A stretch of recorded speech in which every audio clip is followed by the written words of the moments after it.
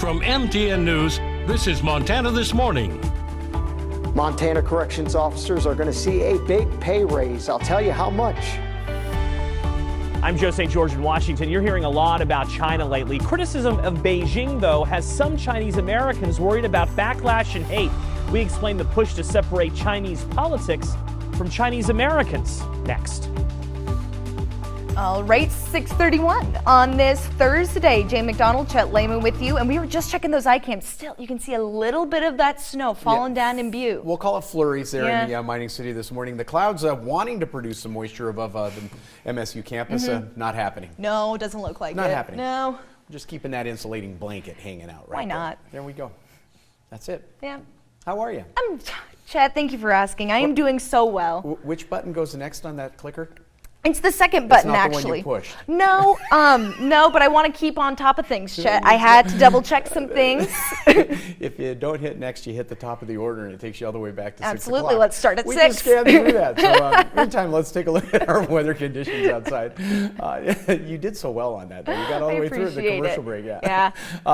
You can see that snowflakes there on our satellite and radar picture that bringing those flurries to the Butte area right now. As far as your temperatures go, pick one on. You can go anywhere from 3 below 0 all the way up to 27 above if you want to go out to Big Timber, and everything in between.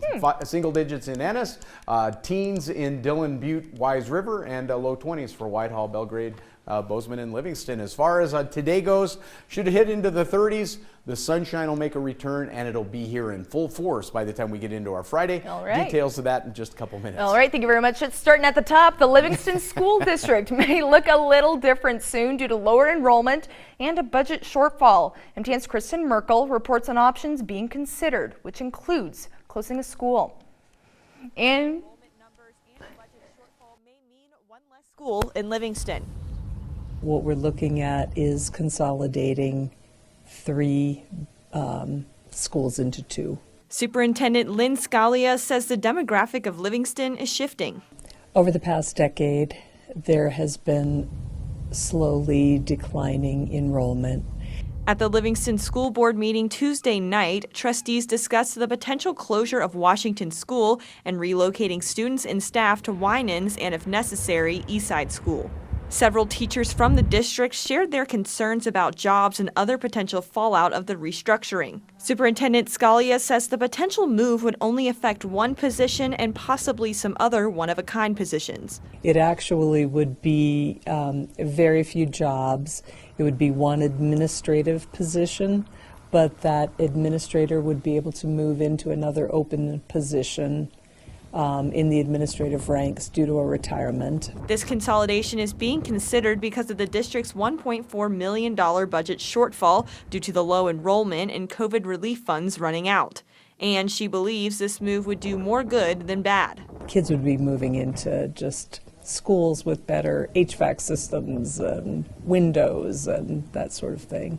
The hope is to have a decision on the potential closure by April. In Livingston, Kristen Merkel, MTN News. thank you very much, Kristen. Something we will be keeping up with.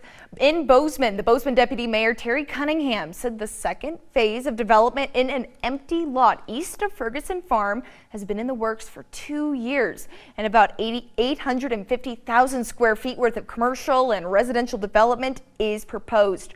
According to Cunningham, about 1,500 parking spaces would be required for the expansion under city code, but only 883 will be provided. He says that the different operating hours of the commercial spaces should solve any issues. Cunningham said the developer's Delaney company will be making the area walkable and pedestrian friendly. He says that project should begin as early as late spring.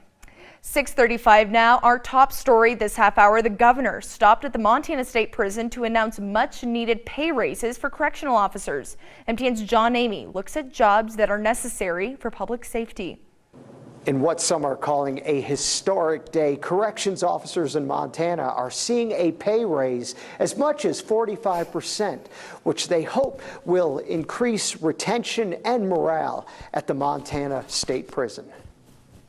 When they get the money, it changes the whole atmosphere inside the correct facility, and it makes it safer, and then people want to come to work. They're not disgruntled. Governor Greg Gianforte signed House Bill 3 at a roundtable discussion at the prison on March 15th that gives correctional officers an extra $2 per hour raise at the Montana State Prison and a $3 raise to officers at the Montana Women's Prison and Pine Hills Correctional Facility.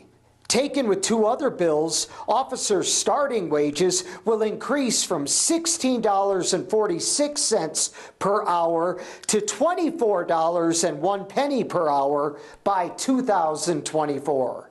These officers have a really, really tough job, and they see the worst of the worst.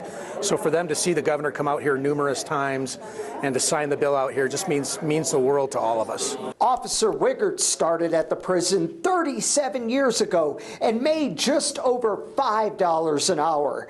He said this pay raise will help retain officers into the future. It's great that you have people that know what to do, know what's going on, but we have to build the people to get to that point so that when we do leave, myself and a few others, we're leaving good people behind us. The governor assured the staff during the roundtable discussion that he plans to invest $200 million into much-needed upgrades at the prison.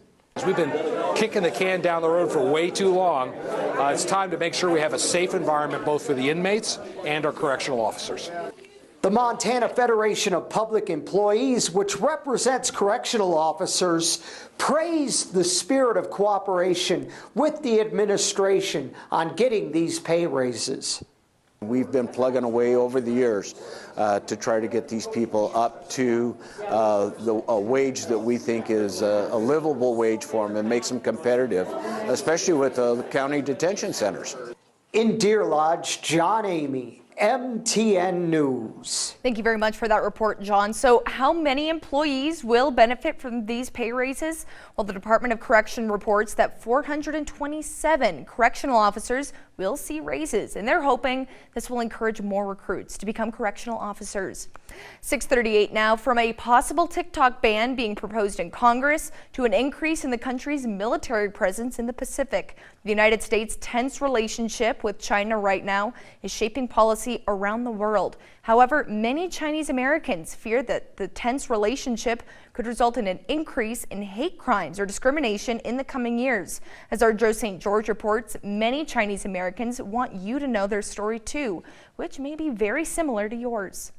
If you turn on your television nowadays, you're hearing a lot about China. If China threatens our sovereignty, the country is frequently mentioned in major speeches by President Biden. Just this week, a new submarine agreement with the United Kingdom and Australia was announced, in part to compete with China. On this vote, not to mention, China is one of the few issues unifying Congress, like this recent vote condemning China for launching a surveillance balloon over the U.S. Because of all the recent stories, we thought it was worth a visit to the Chinese American Museum in Washington, where we caught up with David Uwe, the executive director. People often ask, what does a Chinese American look like? I'm one of them. Uwe says Chinese Americans are diverse and can look like him. I'm half Chinese and I'm half Italian. What's important, he says, is that all Americans know that just because politics with Beijing is tense doesn't give anyone an excuse to be rude to their neighbors. You may have issues with a country, but those people in the U.S. are as American as you. Unfortunately, he says hate crimes against Asian Americans